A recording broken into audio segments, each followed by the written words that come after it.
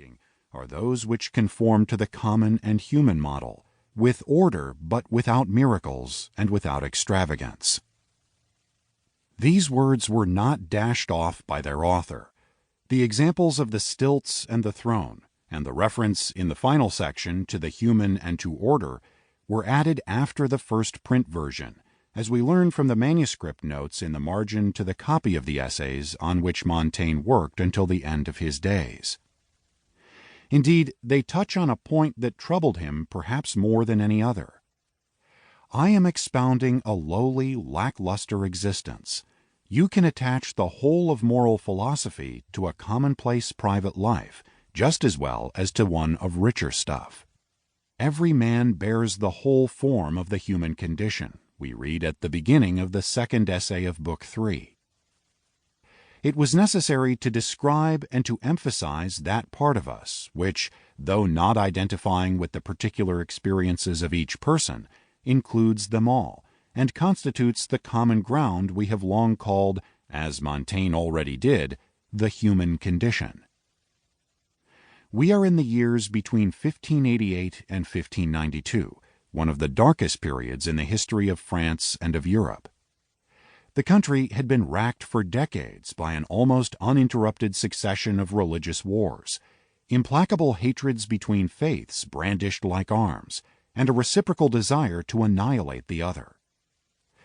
But though his eyes were filled with the havoc of such lacerations, or perhaps precisely because he saw nothing around him except that unspeakable horror, Montaigne was able to reverse the perspective, and to place in the center not the rupture, but the rediscovery of the bond, not the emptiness of divisive destruction, but the fullness of identification and contact. The whole form of the human condition in the second essay, the common and human model in the final one. The later addition of the words "and human" to the common model present in the text of 1588 condenses all of Montaigne's concern, the fear, which evidently still troubled him, of not having been sufficiently clear on a vital theme.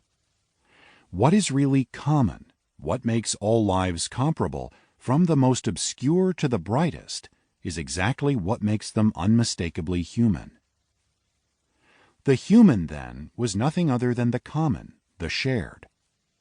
But the only way to fully grasp this unifying thread, to render evident the substance and force of the connection, was, according to Montaigne, to take the apparently opposite path of an endless journey within the irreducible singularity of one's existence, in search of the most secret and hidden attitudes as they revealed themselves, day after day, event after event, thought after thought, reading after reading, to his dissecting gaze.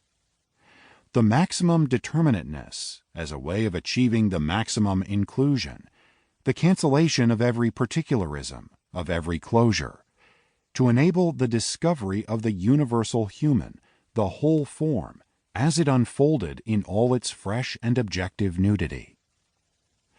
We will search in vain in Montaigne's beloved classics, Seneca, Plutarch, Horace, Lucretius, the Skeptics, and the ancient Stoics, for something more than a preliminary intuition of this itinerary that began from the singularity of his own inner landscape, but whose sole objective was to go beyond, in order to reach, in the remotest layer of the self, a universally shared imprint.